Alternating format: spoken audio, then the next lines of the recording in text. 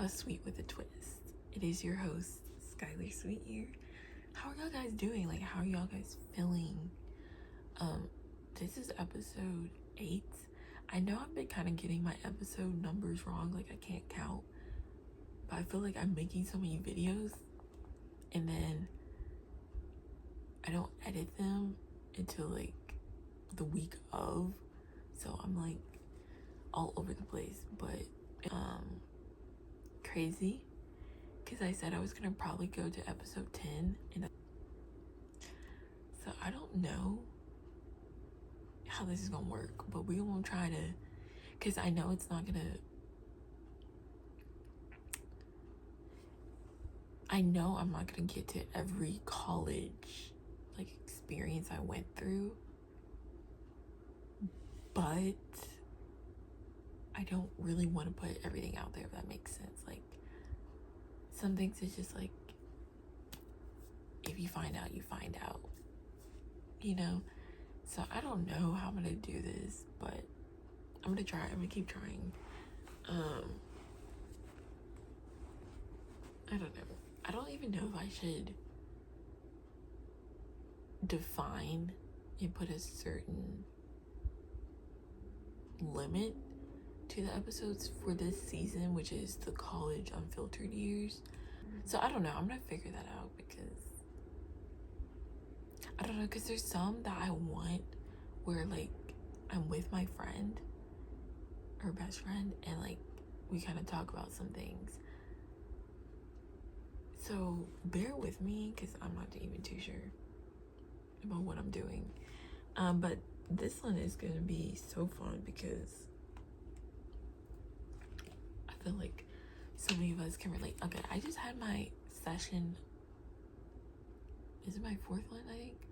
So I haven't drank any water or liquid, and yeah, my mouth is kind of parched.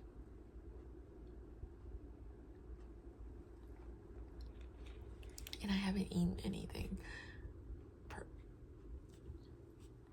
I am not a morning person, okay? Like, I don't volunteer to get up at 6 o'clock in the morning, 7 o'clock in the morning, none of that. So I changed my time because normally I do it at like 11:30. I was like, no, I'm gonna try to see if I can get an early one in and how I feel about that. Girl, I had my appointment at 9:45. I was like, okay, I'll have to rough it up, obviously, set an alarm, all that. I set 2 alarms. And I was like, well, if I get up at 8:40, that'll give me about an hour, a little bit over, to get ready for my 9:45 session. I woke up at, no, it was 8:45. It was an 8:45 alarm. I woke up at 8:40, 5 minutes before the alarm. I forgot to turn it off before the alarm, so then the 8:45 alarm went off, and I was like, oh. So then I turned off both the alarms because the next one was for 9 a.m. I turned that one off too. And I didn't get to eat anything because I was like, okay, I'm gonna get ready and like eat something. Didn't get to. So I still haven't eaten anything because I barely just finished the worksheets that she, had me complete, and I'm tired. So yeah. So here I am now filming this episode. But there will be a video about my journey. I don't know when, but just know it's coming. I want to share my story, and I want to also make a what's it called, an Instagram post about it too, in like a whole little slideshow, because this has not been easy for me. Suffering in silence is not good. I don't recommend it. Don't do it. I've suffered for many years now. It just so happened to recently get to a point where it was no longer worth it. Got to a point where I really just, I'm not gonna lie, I wasn't here. I don't think am as bad because I have been going to these. Of course, I'm new to this. I am a freshman to this. I'm still in the early stages, so nothing is for sure. Nothing is for certain. And that's what I have to remind myself, because I am a person, if you're like me, I am a person who puts so many expectations, not only on situations and other people, but myself. And if I don't level up to those expectations, I don't make and meet them, I'm 20 times harder on myself. And that has very much jeopardized my mental health, the way I think about myself, the way I think about others, and look at the world.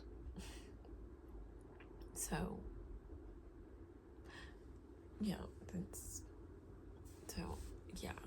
please don't, guys. Like, please do not suffer in silence. If you really think you're so far gone, please think about speaking to a professional, seeing a professional, doing what you have to do, okay?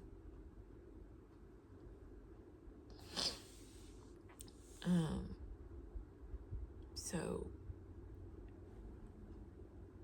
enough about that. Because I'll go more into like a video that's dedicated to my journey. But I want to talk about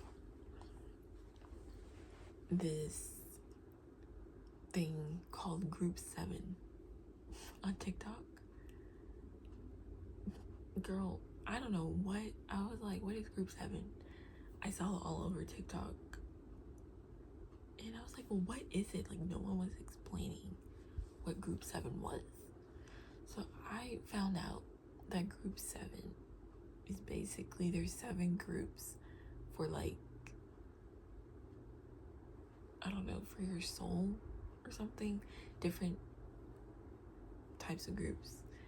And if you're Group 7, you're like the game changers. So you break traditions, you go on different paths, you kind of break the stereotype. You're a trailblazer, basically. And I just want to know, are any of y'all guys Group 7? Because after I saw videos about what Group 7 was, finally someone explained it. I saw videos of people saying, if you see this video, you're part of Group 7. I was like, girl, bye. Group 7. And it's crazy because I was reading the other groups and like what they are, and I was like, well, why do you make it seem like if you're in the other groups, like, you're looked as like belittled or not superior and stuff? And it just made me think, like, why does Group 7 have so much why not have love for the other groups? Like, what's wrong with people that are part of those other groups, you know? And yeah, so I was like, that's what this means? I thought it was something like, I don't know what I thought. I thought it was like a Hunger Games thing, you know, like a Divergent thing. I was just like, what are we doing here?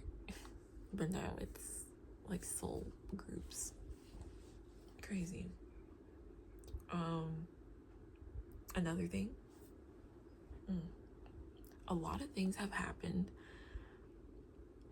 this past week, and it's crazy because another thing is that Rissa and Quan, if y'all guys know, the YouTube couple, they finally tied the knot and got married. So they're married now, and oh my gosh, like I heard that they streamed their wedding reception. I mean, not reception, their wedding ceremony.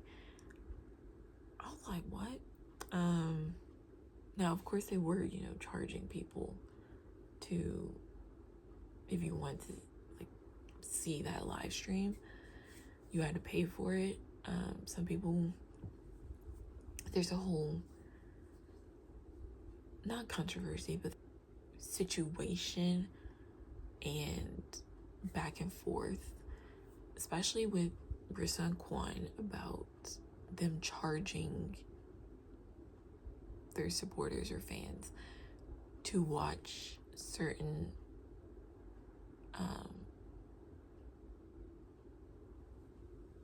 content.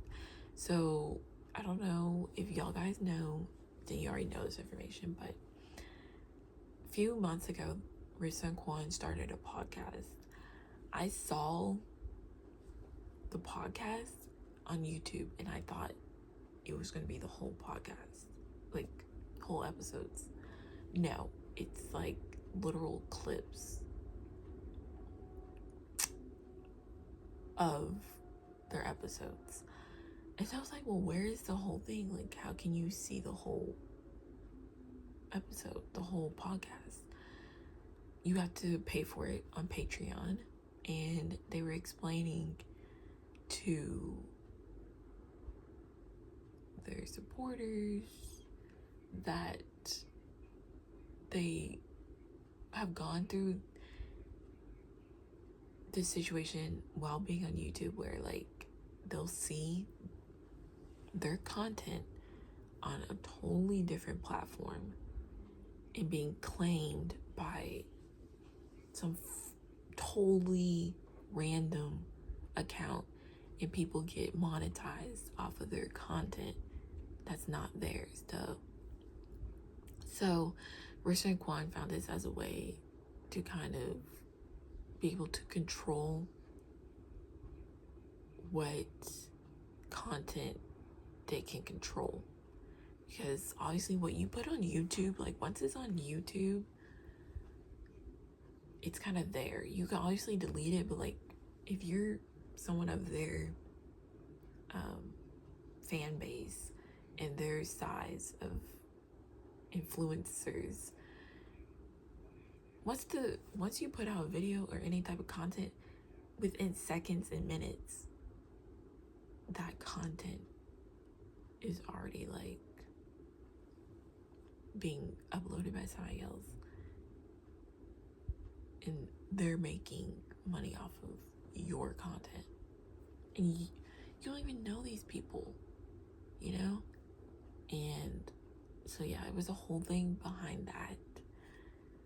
And then now when they said that they were live streaming their wedding ceremony and people would have to pay for it, there was another thing behind that. But I want to say, like, the videos I saw of their wedding, absolutely beautiful. Absolutely beautiful, guys. It was really really, really pretty. Wow, it just blew me away. And their 3 sons, and I don't know, I just look at them like, must be nice. Must be nice. Must be nice. Because, like, that's what I want. I want to get married, to have kids, to be a part of what real, loving, happy marriage and family looks like. Because I didn't get that. That's why they say do not judge a book by its cover. Because y'all guys don't know what goes on behind closed doors. I wish that I had that, and I wish I had that example. But I didn't. I wish I had what a unified couple and family looked like. I didn't. So I hope that I marry a guy that, has similar beliefs and values as me, because I want not only myself to be able to believe that there is a light at the end of the tunnel, and that true love and having almost everything in life is possible. But I want my kids to also see, like, oh, mom and dad love each other. Like, that's what real love, real unity, what God in a Christian-based marriage looks like. Like, I want my kids to have a healthy outlook at love, at relationships, at marriage, at togetherness.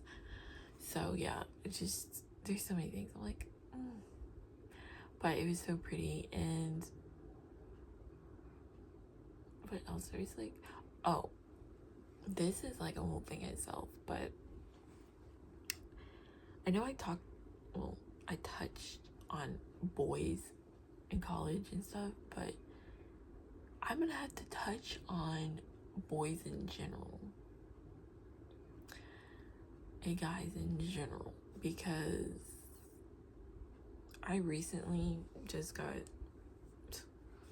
you guys won't believe this, I just recently got a message from a guy back in 2023 that at first you could say we were talking. Basically, he's an ex-friend from high school. Hadn't seen each other, hadn't talked to each other in years. The last time I saw him, I was a freshman in high school. He was a sophomore. And then found out that, like, he moved away. So, of course I didn't see him again in school. And so I thought, like, it was to, like, catch up and, like, be like, oh, hey, long time, right? Because we were friends. It kind of started off like that, but then it ended up slowly turning into something else. Mind you, this guy's not attractive to me. Never had been, never was, never will be. And he was like, oh my gosh, I had a crush on you in high school. I was like, no way. He's like, yeah. Mind you, I feel like I didn't look that attractive in high school. So I was kind of like thrown off by that. So then he was like, yeah. And then I said, that's crazy. Like, what? And basically he just was like, oh, you're so hot, like you're so pretty, you know you're fine, right? Like, you know you look good, you know you're attractive, right? And I was like, thanks. I took it. I took it. I was like, okay, thank you. But like, then it got to a point where it wasn't right. He wanted something else. And I was like, okay, I'm done. So, long story short, he wanted my number, but he didn't directly ask for my number. He just kept saying, hey, do you play iMessage games? And I was like, no, I don't play those. I haven't played an iMessage game since I was in high school. So then I was like, oh, well, you could have just said you wanted my number. So I gave him my number. And around this time, my grandmother was in a nursing home and stuff. So she had been sickly. And I gave him my number, and he texted me. Okay, whatever. Around, I don't know, but around September 1st, my mom gets a call from her brother, and it's like, their mom is, not doing too well. Like, she's in the hospital. So, family emergency. Mind you, we have to go to another state. And so I was like, I was dealing with that. And then a few days later, my grandmother passes away. I tell this guy, my ex-high school friend, I'm like, hey, my grandmother passed away. We're planning and, arranging her funeral. This guy has the nerve to text me. Like, to keep, hitting on me, talking to me, flirting with me. And I was answering him very dry, very short answers. I'm not trying to talk to you, much less flirt with you or whatever, entertain you. This guy texts me saying, hey, why are you answering so dry? Why are you being so boring? I blocked him. He follows me on Instagram, like we followed each other. That's where we first originally started talking, is Instagram. I posted something on my story while I was still grieving my grandmother, right? This guy said something totally stupid. So I restricted him. I didn't block him, I restricted him. Then I unrestricted him last year. Mind you, there was no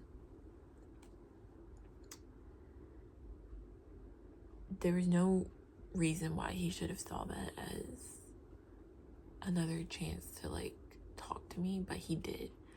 So I was like, ugh, whatever. So then he tries to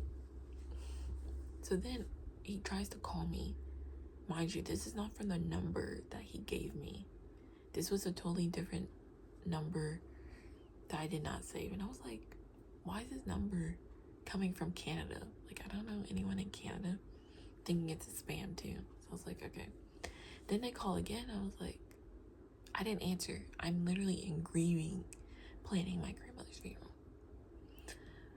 Then I get a text from that number, and he was like, hey, it's me. I'm trying to call you. I was like, no, I blocked it. I blocked the number. all in all, this guy has not messaged me in 5 months. The last time he messaged me was in May of this year, and he had slid up on my Instagram story. Because that's normally what he kind of did. Like, he just slid up on my Instagram story and would say something. Whatever. And then he texted or messaged me a few days ago talking about, hey, why did you unfollow me on Instagram? Like, you always do this. Like, what is your problem, basically? Coming at me. Mind you, I don't care to talk to this guy. Never, not once did I initiate talking to this guy. It was always him. I was like, bro, what? Why you as a guy overly worried about if I'm following you or not? And he was coming at me. And I was like, I don't know what you're talking about. Because I really didn't. I was like, and if I did, I had every right to, after everything. Y'all guys don't understand. Everything this guy has told me, has said to me, has sent me, is so weird. And I was like, I had every right, even if I did, I would have every right to unfollow you. You're lucky I didn't block you. Anyway, I have him on mute, so I never get notifications. I just have to go into my DMs and see. I didn't answer him back after he replied to my messages, so I told one of my friends, and she was like, you need to block him. I was like, I know. I don't know. I just feel like I don't really care enough to do that. I mean, I care, but like, I'm just like, bro, just, what is this? And I posted on my Snapchat a quick little rant. I was like, if you think this is cool, if you think, like, if a guy comes to me with that childish stuff, I'm literally gonna ignore you. So don't do that. I'm tired of holding in so much. Mind you, the people don't know who I'm talking about, but it was just like, I'm gonna tell these people, if you're a guy and you want to hit me up, don't do that. And yeah, I mean, college guys, I didn't really communicate or like text a bunch of college guys, but I mean, you had group projects and stuff, so you had to get people's phone numbers, to communicate. But I don't know, I'm not with it, honestly. This generation, my generation of guys, it's bad. But I just wanted to say that, guys. So this will be the end of this episode. I hope y'all guys enjoyed, and I will see y'all guys in my next one. Try me